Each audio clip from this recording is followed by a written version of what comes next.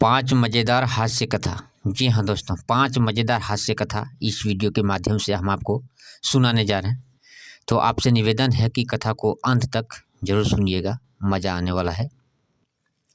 एक बार एक कन्या के पिता ने शर्त रखी कि हम शादी तो करेंगे, उसी दूल्हे से करेंगे, लेकिन शर्त यह है कि बारात में कोई बूढ़ा आदमी नहीं आना चाहिए।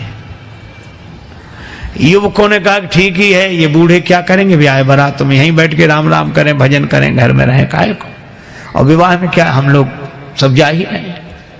वृद्ध मान गए, पर दूल्हे का जो नाना था वो बोला ना ना, हम तो चलेंगे, हमें तो ले चलो। नाना वो लोग कहते हैं कि बूढ़ा दिख गया तो बारात लौटा दी जाएगी। नाना बोले तो ऐसे ले चलो कि दिखे नहीं, पर ले चलो। किसी तरह इंतजाम किया गया, गाड़ियों में जहां सामान रखते हैं उसमें ही नाना को किसी तरह छिपा कर ले गए।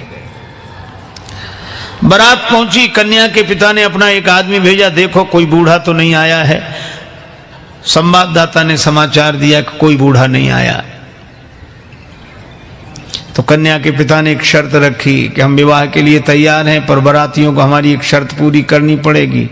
गांव के बाहर जो नदी बह रही है, उस नदी में पानी की जगह शुद्ध दूध बहाओ तो हम विवाह करेंगे।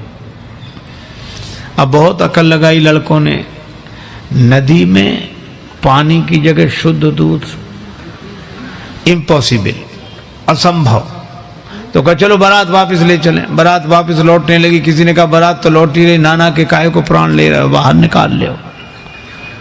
नाना से कहा कि निकल आओ। नाना बोला क्या बात है, वो कहा अब तो बारात ही वापस जा रही है। कहा क्यों?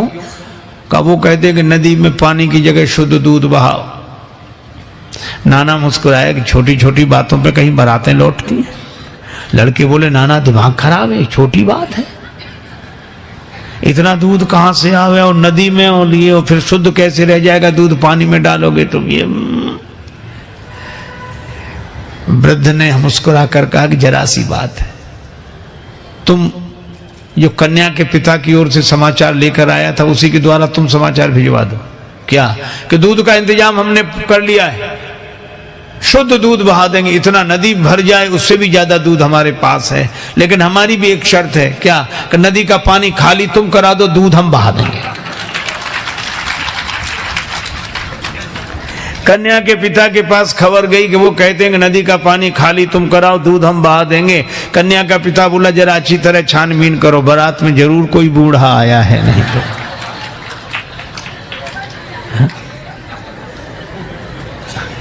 वृद्धों की महिमा है।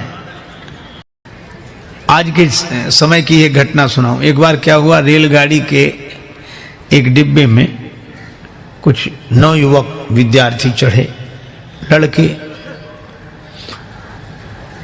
10-12 लड़के, और संयोग की बात वो डिब्बा खाली था। एक बूढ़ा आदमी किनारे सीट पर बैठा अपनी मल्ला लिए राम राम राम राम राम राम कर रहा है, और लड़के देखा। अब उनका तो नाम ही लड़के। रेलगाड़ी चली, अब वो भड़के,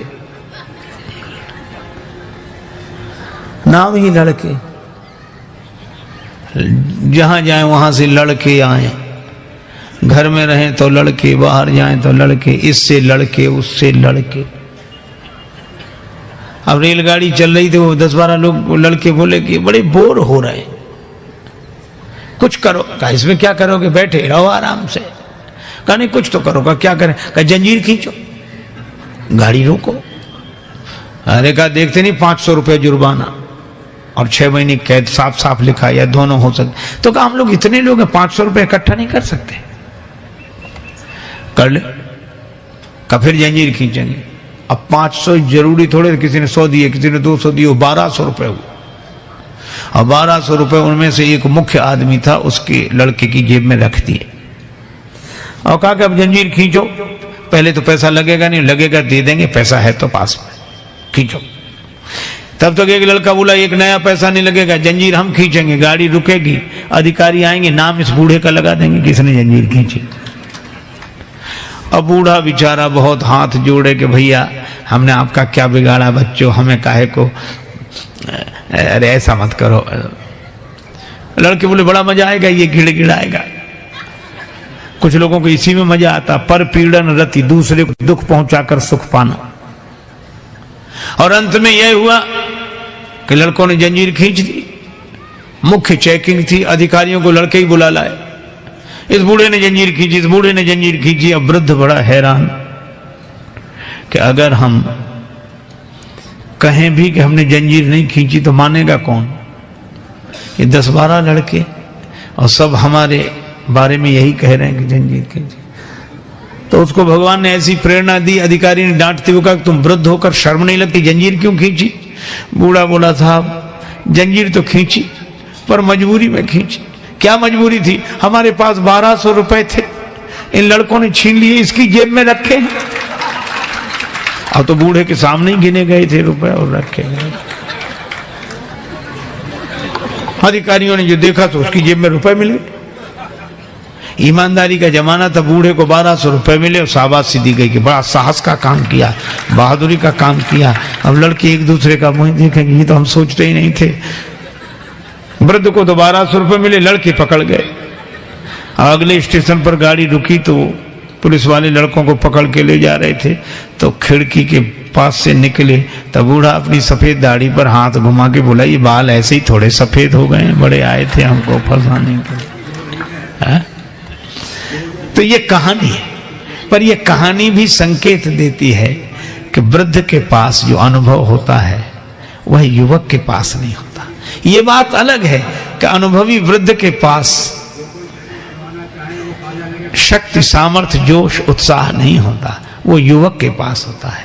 तो युवक अपने उत्साह का उपयोग वृद्धों के अनुभव के आधार पर समाज और राष्ट्र के निर्माण में करे, यही हनुमंत कथा का संदेश है। एक व्यक्ति अपनी ससुराल गया, गांव का रहने वाला था।